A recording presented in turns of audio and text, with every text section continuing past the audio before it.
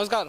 Breaking fast समाचार में मैं फिर से आपका स्वागत करता हूं और आज का समाचार शुरू करने से पहले मैं एक तार दिखाना चाहूँगा। और जैसे कि आप हमारे स्क्रीन पर देख सकते हैं, यह तार सिर्फ इस स्थान पर ही इस तरह की तारें आपको देखने को नहीं मिलेगी। अगर आप तिनसुकिया शहर में विभिन्न स्थानों पर जाए तो इस तरह की बातें आम बात है। इस तरह का तार सड़क पर पड़े रहना या इस तरह का तार इस परिस्थिति में रहना आम सी बात हो चुकी है। और कुछ दिन पहले मंत्री अशोक सिंघल ने एक ट्वीट किया था। एक बार आइए जो ट्वीट उन्होंने किया था, आइए आपको दिखा लेते हैं।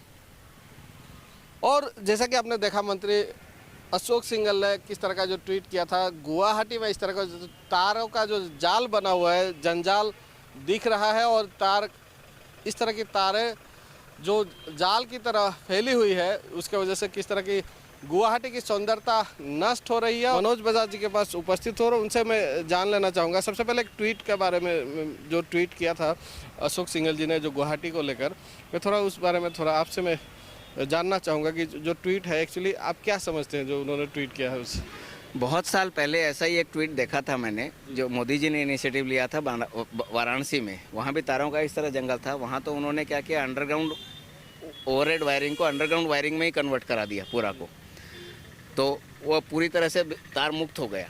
तो फिर कई सालों के बाद में जब अपना माननीय अशोक सिंघल जी मंत्री जी जो अपने हैं यूडीडी मिनिस्टर, उनका एक ट्वीट देखा तो ऐसा मन में खुशी का एहसास हुआ कि कम से कम अपने असम के भी संज्ञान में तो आया कि ये भी एक बड़ी समस्या है जो अपनी न सिर्फ सुंदरता को नष्ट करता है शहर की, बल्कि ये कहीं ना कहीं दुर्घटना का या असुविधा का भी बहुत बड़ा कारण है।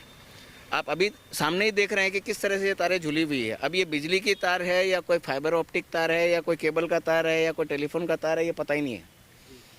अब ये किस तरह की दुर्घटना का कारण हो सकता है, आप देख सकते हैं। कोई आदमी आ जा भी नहीं पा रहा है नीचे से। तो ऐसा ही जब ये थंडरस्टॉर्म हुआ था तिनसुकिया में, उस समय तो पता नहीं कितनी तारें झूल रही थी जहाँ तहाँ में। जी, एक बार फिर से आऊँगा, एक बार स्क्रीन पे आपको दिखा लेना चाहूँगा। एक विद्यालय है बगल में ही, जो विद्यालय है उसके ठीक आगे आप देख सकते हैं, जो हमारे विजुअल में आसानी से देख सकते हैं किस तरह विद्यालय के आगे किस तरह तार यहाँ ज़मीन पर पड़ी हुई है। एक बैंक का भी दृश्य दिखाना चाहूँगा, बैंक के आगे भी किस तरह की तार पड़ी हुई है।